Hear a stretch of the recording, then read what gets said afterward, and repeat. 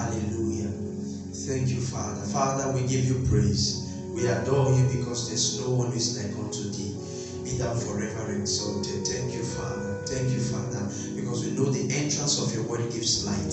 And therefore we believe for revelation and light this morning, for insight to guide us aright and cause us to be established in due season. In Jesus' name we pray. Amen. Hallelujah. Today I'm going to be doing part 2 series of our relationship and marriage, courtship and marriage. Glory to God. Hallelujah. And I want to put on the screen quickly for me Matthew chapter 19 from verse number 3. Matthew chapter 19 from verse number 3. The Bible says, and the Pharisees also came unto him, tempting him, and saying unto him, is it lawful for a man to put away his wife for every cause? Verse 4. Verse 4. And he answered and said unto them, have ye not read? Have ye not read? Meaning, it is important you read to know. You see, you are not different from someone who can't read if you can read and you don't read. You see, so have you not read? Because it takes reading to know, and it takes reading in a direction to know something in that direction. So if you want to go into marriage and you want to have a successful marriage, you don't want to read, you will not know too much about marriage. Are you with me? Okay, so have ye not read? What is Jesus trying to say? The reason why people marry is because they feel they are in love. And you see some persons, they feel I love her and that's why I want to marry her, or he loves me and that's why I want to marry him. But from the scripture we see that love is not the foundation for marriage. And I'm about to shock you this morning because you thought what you feel is what is required for marriage. You thought if I love him, then we are good to go, or if he loves me, and that's all we need. But we've seen that I can love to fly airplane, but doesn't mean I can fly the airplane. And so I can love you, but doesn't mean I can be a good wife to you. You see, the fact that you love something doesn't mean you can successfully operate that thing.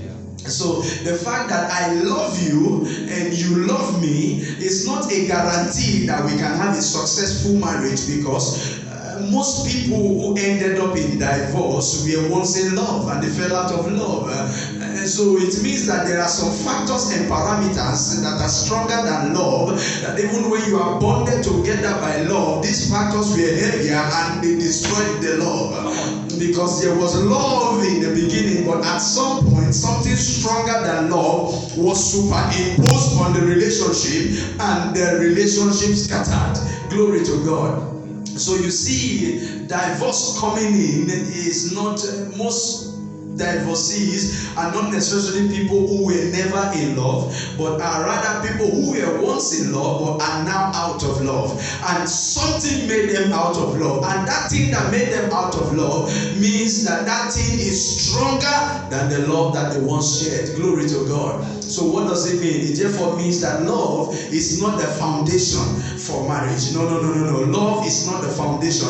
Love is one of the ingredients. It's one of the basic ingredients, but it's not the foundation. What is the foundation? Have you read?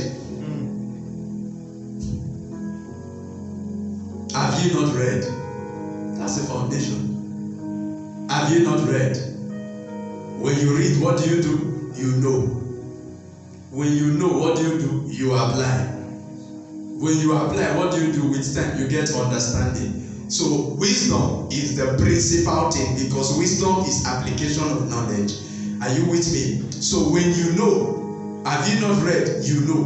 When you know, you apply. That's wisdom. So the foundation for a successful marriage is wisdom and not love. It's wisdom and not love. You need to read about certain things and know certain things. So this morning we want to go into the scripture a little deeper. That then Jesus said, have you not read that he which made them at the beginning made them male and female? The next verse quickly. He which made them at the beginning made them male and female. And he said, for this cause shall a man leave father and mother, and shall cleave to his wife, and they twain shall be what? One flesh. For this cause shall a man leave father and mother, and shall cleave to his wife, and they twain shall be what? One flesh. So God's idea is not for divorce to be possible, because when you are one flesh, it's only death that can divide you. Are you with me? So the only thing that can separate you by God's idea is till death do us part. Glory to God. Are you sure you are with me? So Jesus was trying to explain to them that the divorce you are experiencing today is not the ideal plan of God. It's just only an outcome of a problem when this relationship started. You see, he said, have you not read of how it was in the beginning? So when you were starting this relationship, you didn't consider factors of how it was in the beginning. You see, you didn't consider factors of how it was in the beginning. How was it in the beginning? We saw that the earth did not begin to move until God created a man to walk. So what is the first responsibility of the man is to walk. So but when you wanted to make a decision on a man, you say he's looking for work and you married him like that. He's looking for work, not that he's working, he's looking for work. So you see that you've already broken one principle of how it was in the beginning. I don't know if you are getting what I'm saying. Are you sure you are with me? It does not. The first Adam was found in the garden in the presence of God. This boy is in the ghetto smoking the gold, marijuana and everything. You know that one, yet you decided to marry him. You have broken another principle of how it was in the beginning. Are you getting me? So by the time you begin to break this principle that are against how it was in the beginning, you should not be expecting it to end the way it is supposed to be. I don't know if you are getting me. Because for you to have the ideal way it was intended till death do us part, then you must be ready to align with how it was in the beginning. So the closer the two persons are to the first two persons on earth, which is Adam and Eve, the closer you are to the way it was in the beginning, those perfect page of the Bible, which is Genesis chapter 2, before sin set in, the closer you are to the way it was in the beginning, the more chances you have to have a perfect marriage, and a marriage that is only death that will separate both of you. Glory to God. So how can I have a lasting marriage? I have to carefully make my choice as much as possible closer to the way it was in the beginning. If I'm a lady, I should look for a man that is closer to that man, the way it was in the beginning. If I'm a man, I must look for a lady closer to that way it was in the beginning. When this is put in place, I am sure that I will have a beautiful marriage and a beautiful family. Glory to God. So I have to study to know all that. So what are the things now? If I'm to get married, I cannot get married and have a successful marriage based on ignorance. I have to read. I have to know certain things. So what are the factors that are superior to love? You know, sometimes we feel, once I love this person and I can marry him. Once I love this person, we'll have a wonderful marriage. But I love him.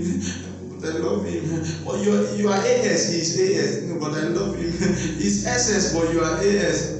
But I love him. You see, so you think that love is enough to just omit every other very important factors that could cause problem in the marriage tomorrow. Are you with me? So I want to show you some factors that are stronger than love, that no matter the love that exists, these factors have the capacity to break the love that exists. Number one is infidelity.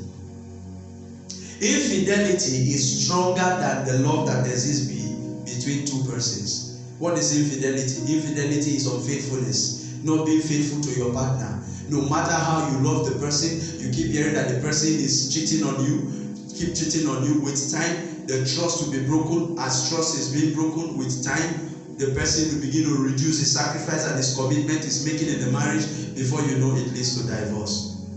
So no matter the love that was declared on the altar, when infidelity comes in, even the Bible gives permission for divorce with infidelity. You see? So it is stronger than love. So love is an ingredient, but one of the strongest thing that creates divorce, even in the 21st century, is infidelity. So while you are looking out for love, please try and look for someone who has traces of infidelity before. Because someone who has traces of infidelity before still have the chances to also create infidelity in the future. Are you seeing it? Yeah. The next one, abuse. Abuse is stronger than love. When you have a guy or a man that said he has a quick temper, and before you finish talking, a punch has arrived at your face, or a slap has arrived at your face, every time you get a bruise in your face, and you are not yet married, you see, no matter the love that exists between both of you, abuse, whether it's verbal abuse or physical abuse, with time can lead to divorce and destroy the love that exists in the marriage. So I'm trying to show you things that are stronger than love. The love you feel we love ourselves. I'm trying to show you things that are stronger than this love, and you need to study them. Study patterns of abuse, even in the person's family. Study the person's background. Study the way the father abused the mother, or the mother abused the father, verbally or physically, and all that. Study these patterns before you come in. Glory to God. Then another factor that is stronger than love is neglect. You see, you are in a relationship, but you don't value the person. You easily neglect the person. You can keep malice for 2 weeks, 3 weeks. You don't find out that the person, you don't care. You see, this is a factor you need to know. So you see, you don't just jump into relationship. You need to understand. You need to understand these things. That you don't neglect a woman, you see, and just think she would. Anytime you want sex, you will just come. She will open leg. Then you neglect her again till another season. No. You see, it's a relationship. Then irresponsibility in finances is stronger than love. You say you love somebody. By the time the woman has not eaten for 3 days, you forget all the love she professed. So you see that irresponsibility can lead to breakage of marriage and dissolve the marriage. You see, so you need to learn how to manage these factors to be able to have a successful marriage. These factors have the power to overwhelm any love. They have the power to overwhelm any love and quench it. So love is not enough. Love is not enough. So how do I now understand these factors? I need to study the person to see the efforts the person is making towards infidelity if I know he's not faithful. Are you there? I need to see how this person controls his anger whenever issues arise. I need to see how this person manages his stress. Some persons, once they are stressed, the next thing is to smoke and take alcohol. You see, after they do that, they look for gun. You see, it graduates. It graduates. So you look at how the people manage stress, because it is what you are entering it for a lifetime. So how they manage stress, you need to know it. If not, one day you will just see that the way the man manage his stress is to shoot one of your leg. That's the way he knows how to manage his stress. He's angry with you, and the only way he can manage that anger now is to kill somebody. You see what we're talking about? So you need to know how to manage abuse. You see a lady has been abused by the husband while the man was asleep. She took razor and cut off the man's manhood because the man cheated on her. It was everywhere online last month. Cut off. The man said he woke up and he felt one sharp something. Not knowing that the lady put something in his food so that he can sleep very deep, and cut off the man's manhood. So that is how she manages stress.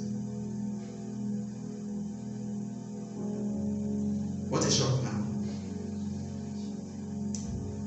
So, the person you want to marry, how does the person manage stress?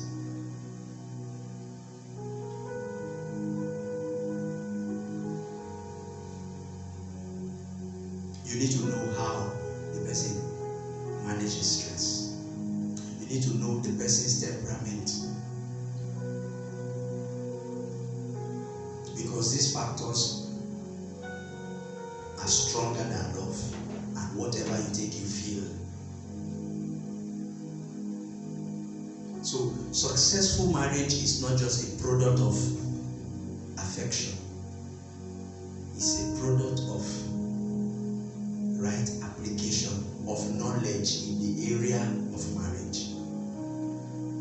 How do you get this knowledge? From people who have built successful home over the years. And the oldest book about it is Genesis chapter 2.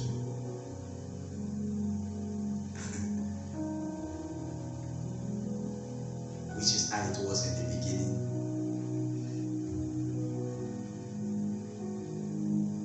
And you remember in the part 1 of this series, I gave you, go and play it again so that you can understand. I gave you what the man ought to do, and what the woman ought to do, and what the man should have before he thinks about marriage, and what the woman should have before she thinks about marriage. So now I'm talking about, you are now about to marry, and you are also in the home. There are understandings you must have. And these factors are superior. I said these factors, they are superior to love. And they can overwhelm and break any love. They can overwhelm and break any love.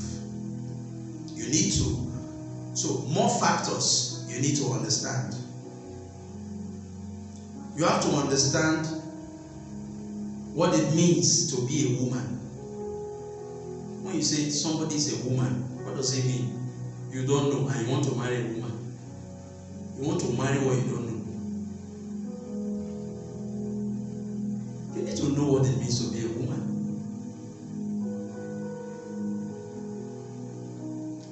You see? A woman multiplies whatever you give her. You give her frustration, she gives you hell. Not frustration back, hell. Higher than frustration. You see? She is an incubator. She feels more than she thinks. She wants care. She wants attention. She wants to enjoy life. No matter how she tells you she knows how to bear with a man, she wants to enjoy life. You need to know who a woman is. How best can you know who a woman is? Forget about how a woman is hustling in 21st century. Go back to the way it was in the beginning. Adam was established before woman was brought to come and enjoy. That's who a woman really is. Huh? Yeah. I believe this message is coming very down. For you that is a woman, you need to know what it means to be a man and how to live with a fellow human being, you need to know. That's why people stay together only 2 years. The man has killed the woman or the woman has killed the man. Just 2 years. Why? You don't know what it means to live with a fellow human being and you want to marry. You don't know what it means to be a wife and have a husband, have a man in your life, and you want to marry. So whatever you don't know is chaos, because in ignorance there's always consequence and a punishment for ignorance. So you need to know what it means to be a man and how to live with a man or how to live with a human being, a fellow human being. Very important. So you are a lady. How much do you know about men? What are the idiosyncrasies of a woman, or what are the idiosyncrasies of a man? The way a man is fabricated. What gives a man pleasure and joy? What gives a woman pleasure and joy? What will make a woman always happy when she sees her husband? You see, you need to know these things. And not just know them, be ready to apply them to give the woman such fulfillment. More factors. You need to understand, a woman must understand the uniqueness of a man. Men want respect and they interpret respect for love. A woman wants attention. So, these are two things. But both must understand that they are both special in their own way.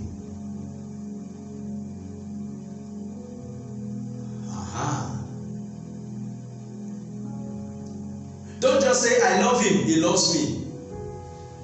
You need to understand communication skill. And build relationship and become friends before marriage. You must know how to talk to each other. Know how to communicate. Know how to listen. Communication skill. If not, if you don't learn how to properly communicate, misunderstanding will rise from anywhere. Inability to communicate properly is stronger than love and can break the marriage. I've seen people that say, sir, my wife can never understand what I'm saying. When I'm talking, she's talking from another side. You see, misunderstanding. Misunderstanding is stronger than love.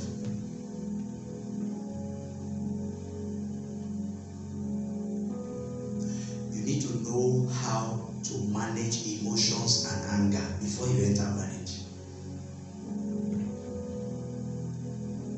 When your emotions are scattered and you are very angry, you need to know how not to transfer it to your spouse, to your husband, or to your wife, or to your children.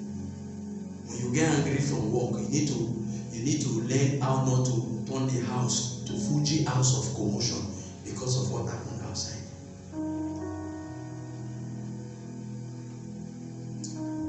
You need to learn how to manage emotion. If you know that, say, as I'm here, I easily get angry, it is better you stay alone. See, I'm very emotional. Stay alone. Stay alone. Don't come and put confusion in the innocent man's life or innocent woman's life. Stay alone. Don't become a liability and a problem to somebody else. Be whole, be healed before you enter marriage. Be healed of all the things that puts you in, because emotional imbalance is a mental condition. You need to see a psychiatrist. So some people need to visit psychiatric hospital for proper check before they marry. Because some persons are not alright.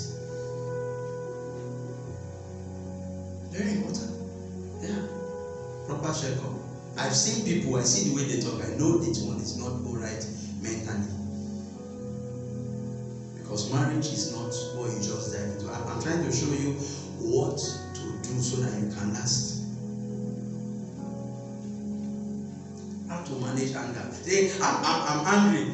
Why did you beat this woman like this. She always get me angry. Really?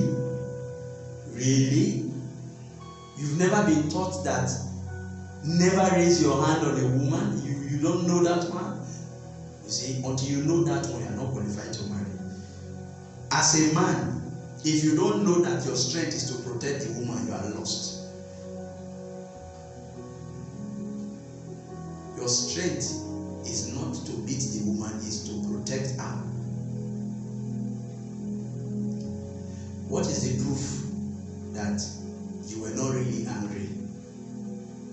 When Ami said, sit on the mud, you were angry, yet you didn't slap the army man. It means you have self-control over your anger. You only felt that because you feel the wife is weaker, you want to oppress her. That is your real situation. Don't deceive us. We are not deceived. We know you can control your temper in appropriate quarters. What a shock now. You can control your temper. You can. You can. When you beat a lady, it's not because you cannot control your temper. It is because you lack understanding of what your strength is supposed to be doing. Your strength is not to be violent on a lady. Your strength is to protect the woman. Why? He said, and he gave the garden to Adam to do what? To keep and to protect it. Everything that is there, including the woman he gave him.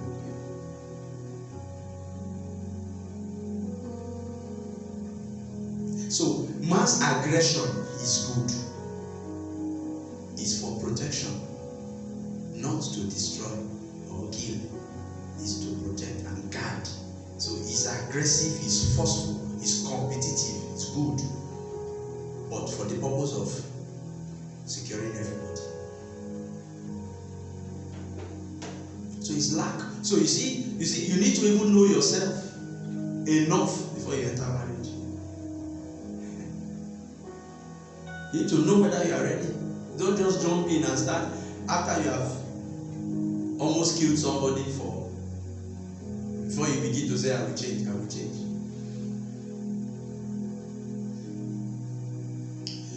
You need to understand another factor. You need to understand the dynamics of disagreement and conflict resolution.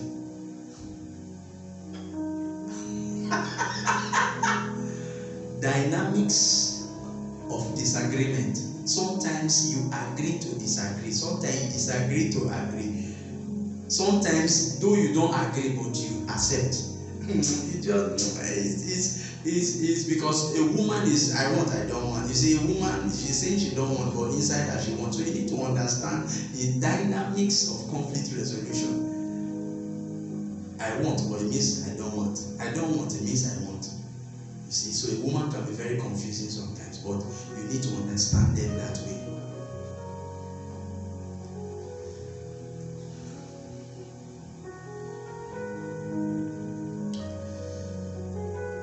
Oh, glory to God.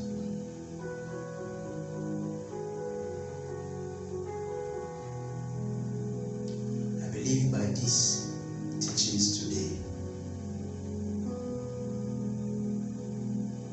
your understanding would have been deeper. And I trust God for great families to arise from as many that will keep watching this video